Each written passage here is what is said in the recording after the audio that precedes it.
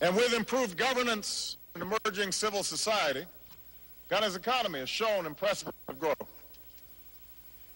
This progress may lack the drama of 20th century liberation struggles, but make no mistake, it will ultimately be more significant. For just as it is important to emerge from the control of other nations, it is even more important to build one's own nation.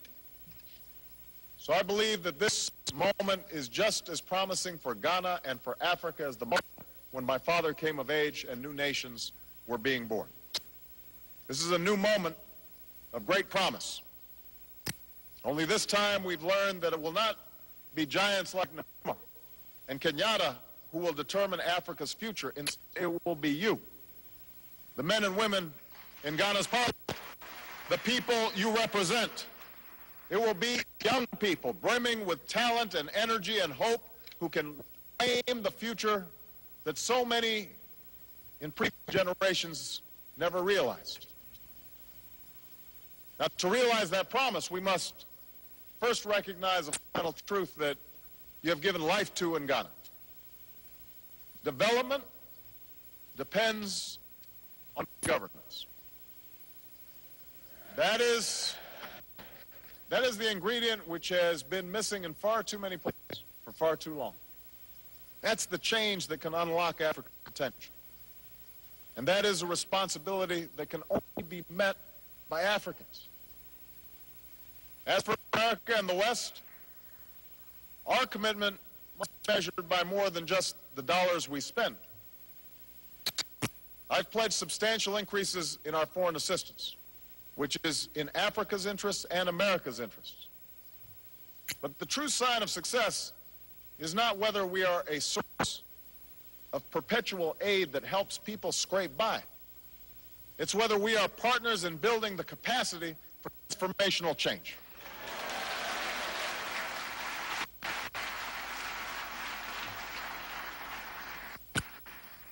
This mutual responsibility must be the foundation of our partnership. And today I will focus on 4 areas that are critical to the future of Africa and the entire developing world: democracy, opportunity, health, and the peaceful resolution of conflict. First, we must support strong and sustainable democratic governments. As I said in Cairo, each nation gives life to democracy in its own way and in line with its own traditions. But history offers a clear verdict.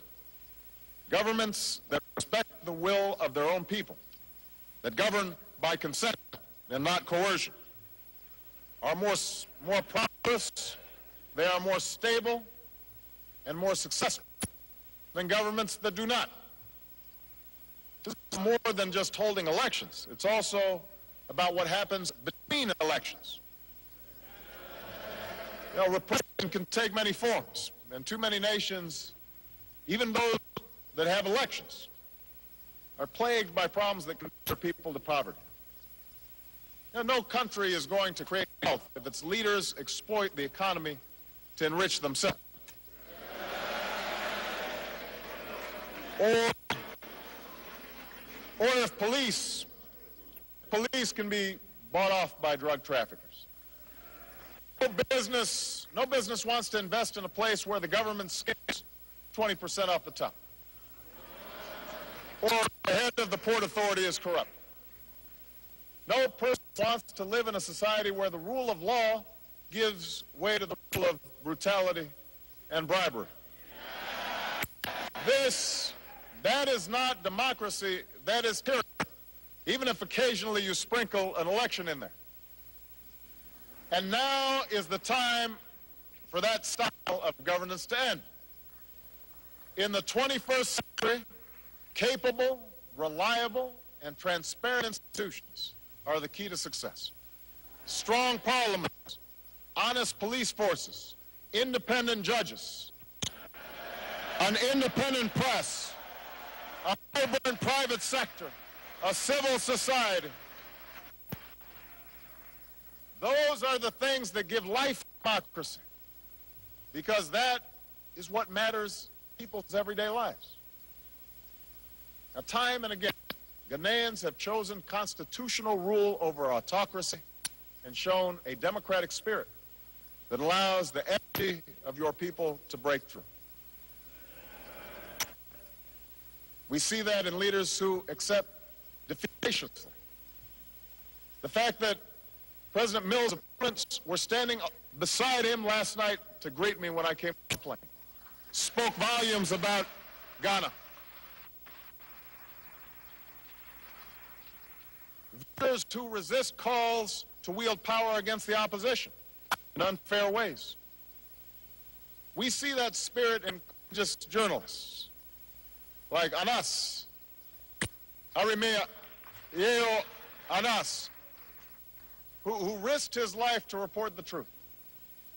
We see it in police like Patience Quay, who helped prosecute the first human trafficker in Ghana. We see it in the young people who are speaking against patronage and participating in the political process.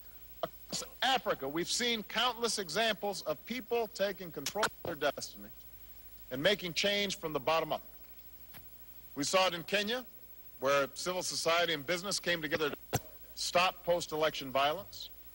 We saw it in South Africa, where over 3/4 of the country voted in the recent election, the fourth since the end of apartheid. We saw it in Zimbabwe, where the election support network braved brutal repression to stand up for the principle that a person's vote is their sacred right. Now, make no mistake, history is on the side of these brave Africans, not with those who use coups or change constitutions to stay in power.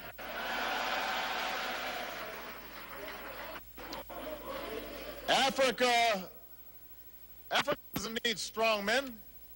It needs strong institutions. Now, America will not seek to impose any system of government on any other nation. The essential truth of democracy is that each nation determines its own destiny. But what America will do is increase assistance for responsible individuals and responsible institutions, with a focus on supporting good governance, on parliaments which check abuses of power and ensure that opposition voices are heard, on the rule of law, which ensures the equal administration of justice, on civic participation so that young people get involved, and on concrete solutions to corruption, forensic accounting, and automating services, strengthening hotlines, protecting whistleblowers to advance transparency and accountability. And we provide this support. I have directed my administration to give greater attention to corruption in our human rights reports. People everywhere should have the right to start a business or get an education without paying a bribe. We have a responsibility to support those who act responsibly and to isolate those who don't. And that is exactly what America